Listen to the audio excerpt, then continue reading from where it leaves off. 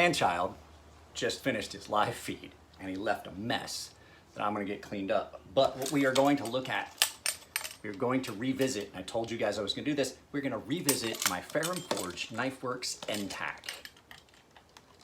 Yeah, that's what we're doing.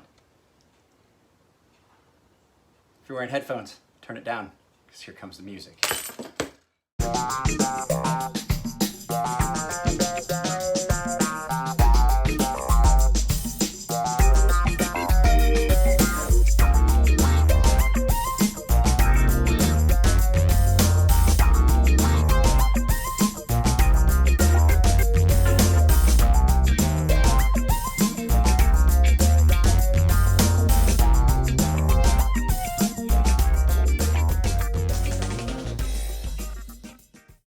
Guys, I'm gonna apologize in advance. You're gonna hear noise. My neighbor is having drywall done in his garage, and there's not much I can do about the noise. And to close everything up, it gets hot in this kitchen. I apologize. So, what are we gonna look at today? We are going to look at the Ferrum Forge KnifeWorks NTAC. Now, this is my NTAC, but the problem is, well, I've done a lot to this knife. I mean, this is not its original form. It's had some stuff done, and so I think it would only be fair for us to look at this for a little bit, and then we will, I've got a magic case. A magic case, PDM told me about it. It's a magic case that Andy, what are you doing, child? This isn't a live feed. Anyway, Andy's case is magic, and we can actually time travel with it. So let's go ahead and we'll turn around, we'll look at it the way it is now, and then we're gonna look at it the way it was when I bought it. Because I have a time travel case. Let's pull this thing out of the case, the magic case. So, yeah, this is my Ferrum Forge KnifeWorks NTAC. And so, I've done some stuff to this, so I thought we would take a look at it and take us back in time to look at this knife as it was before I did the modifications. So let's go ahead. This is interesting. Now, he told me how this works. So what we have to do is we have to cover the camera like this. And then, well, hey, it worked. It worked, look at that. We're back to where we were. Pivot, pocket clip, no jimping. There she is, that's the knife I bought. All right, cool. Good call, PDM. So what do we have here? This is Ferrum Forge KnifeWorks NTAC. It is one of my favorite small knives ever. So let's go ahead and we'll move this case, and we're gonna grab the scale and everything, and we'll get to looking at it, guys. We got the scale and everything out. Hang on a second. Let's take a look at it. I gotta open this door. It is hot in this kitchen with the doors closed. I was trying to block some of the sound. So let's take a quick look at it. I got some specs off of the website where I purchased the knife. Since we've time traveled, it's still in stock for $515. So in ounces, you're looking at 3 5/8 ounces, titanium frame lock, blade thickness of 0.17, like all of their in-house knives were. Apparently, where we time traveled to, this knife had cut some turnips. I remember when we did this. 3-inch blade length, overall length of 6.625 inches, with N690 blade, drop point, full flat grind. Now, this is the first Ferrum Forge knife I bought, and I had picked it up at their shop and held one, and I fell in love with it. It is an incredible work knife. So for you guys that don't work in freedom units, in grams, we're looking at 106 grams. As PDM would say, it's like, that sounds like more. Runs on caged bearings. It's got the rolling detent, titanium bent pocket clip, and a single standoff. Now, this knife spent so much time in my pocket that I literally had used it so much that in the future I will have to change that. The one that you saw, so the changes that I made to the knife that you saw, and we'll have a little trick coming up here. change you saw, I opened this choil up just a little bit just to give some standoff from the plunge for sharpening. There's a little bit jimping here. We replaced the stop pin. I've refinished that in the future. I refinished it a bunch of times. Pivot got changed, and the rolling detank got changed once. But all in all, I mean, I have never had a knife this size that had such an incredible blade to handle ratio. When you look at that knife, it almost looks like there's more blade than there is handle. It's like how did they pigeonhole all of that in there? Super, super clean lines. I will say that this knife is a little bit thick at the edge, but this, apparently I had not reprofiled the edge yet to the point we time traveled back. This is still the factory edge on this. And I have not thinned the edge out yet in this past knife. All in all, man, look at that, guys. Gorgeous, gorgeous, gorgeous knife. So let's see if we can put this in our pocket, use the magic case, and get everything set up. Now let's see. I'm gonna put the knife in my pocket and I'm gonna try and time travel back to the future so that we can look at them side by side, because I'm thinking that if I time travel with an empty case to the future, the new knife will be in there and I'll still have the old one in my pocket. What do you guys think? All right, let's give it a shot. In 3, 2, it worked. Look at that. He's right. So let's see. Hey, there we go. Brought a piece of the past. Wouldn't it be cool if you could actually spawn things like this?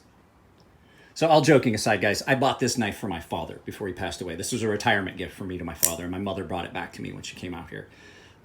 So the things that I've done to this knife are just little things. As you can see, I opened that sharpening notch up ever so slightly. There was some jimping done. Now, I did not do this jimping. Elliot did that because I had a specific look I was requesting. Pivot change. We had a problem with my pivot. This screw head came off. I broke the screw head off, and Christopher put one of the new pivots in. But all in all, I mean, it's still the same knife. Just the only other difference is I've refinished and redone pocket clip and things like that, just to make it more the way I wanted. These knives were exactly the same when purchased. So you can see, my father actually did. That's exactly what it was. He cut some turnips with this knife and it left some spotting on the N690. So Bowler N690 is a steel a lot of people don't like. I love it. I actually really, really like it. And these knives are great. I did, like I say, I did reprofile this edge with a pretty heavy convex to account for its thickness. So it's thin, really thin at the apex, and then the blade thickens back, but it's got a really good recurve on it. So let's see here. I mean, you can see Ferrum Forge logo, all their hardware. This is a newer rolling detent that's on this. But I mean, this knife spends a lot of time in pocket. Really, really does. My father loved his.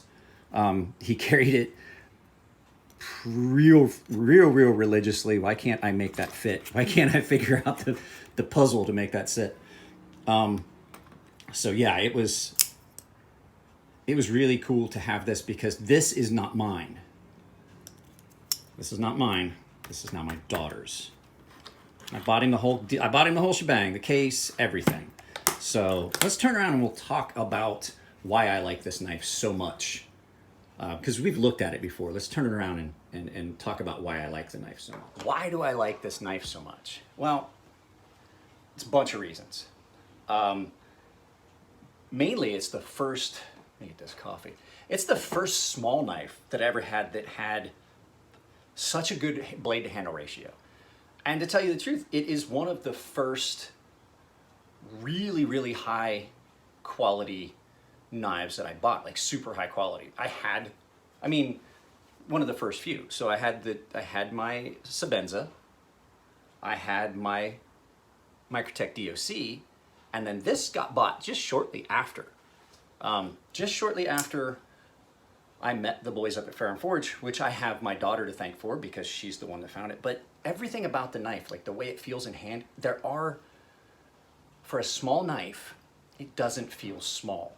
It feels like you've got a really, really good knife. It's small, but you've got good purchase. Pocket clip is not a hot spot. All the things that I look for in a knife, this was the first knife that I was like, holy crap, that's about as perfect as a knife in this size range is ever gonna be for me. I know not everybody, as I'm filming this, not everybody yet has got to see the you got to see the QSP Penguin, but there is a video coming of the Olamic Whippersnapper that most of you guys have not seen yet. That's still only up for members.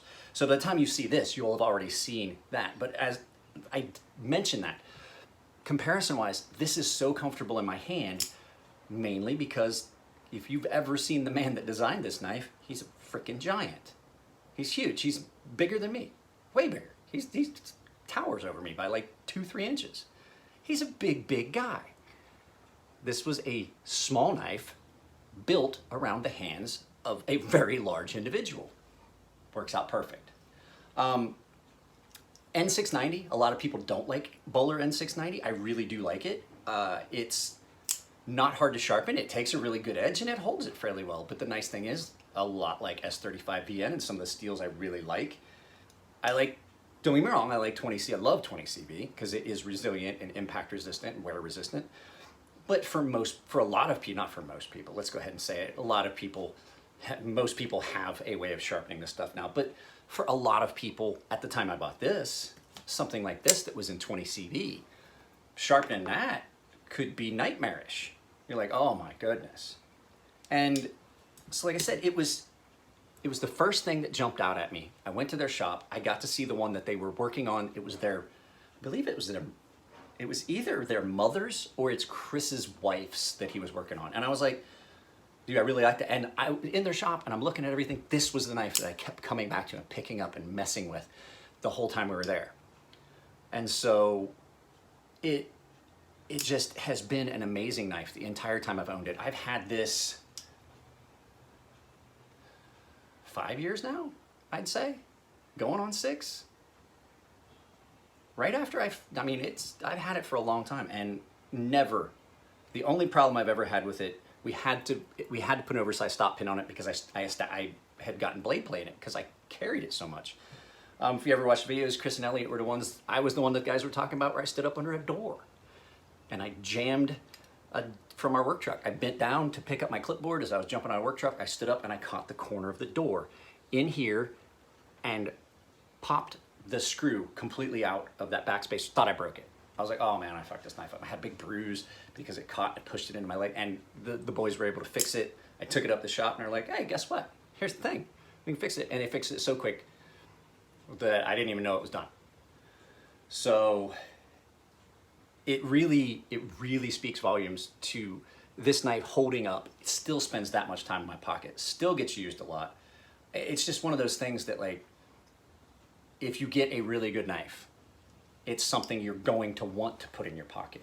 And at this point, I have a case. You guys have seen it. I have a case full of really good knives. And so for me to wake up in the morning on a day like today where I'm just like, hey, what am I going to put in my pocket? It's every bit as frustrating for me. Like, I would equate it to like my wife getting ready to go to a party when we used to do things like that.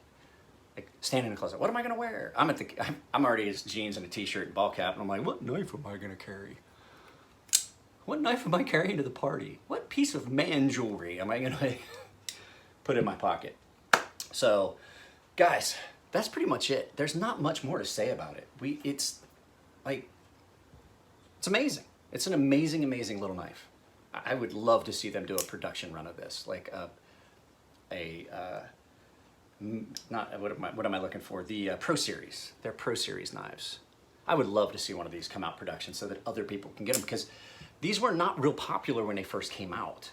They have grown in popularity, a lot like artists and musicians after they die. They only made 200 of these, and now you can't get them. I've got 2 of 200. I mean, you know what I'm saying? And I know a lot of other people that have at least one of these in our group. They're rare, and now they are popular. It's like, oh wow, that's a nice little knife. They weren't popular when they made them.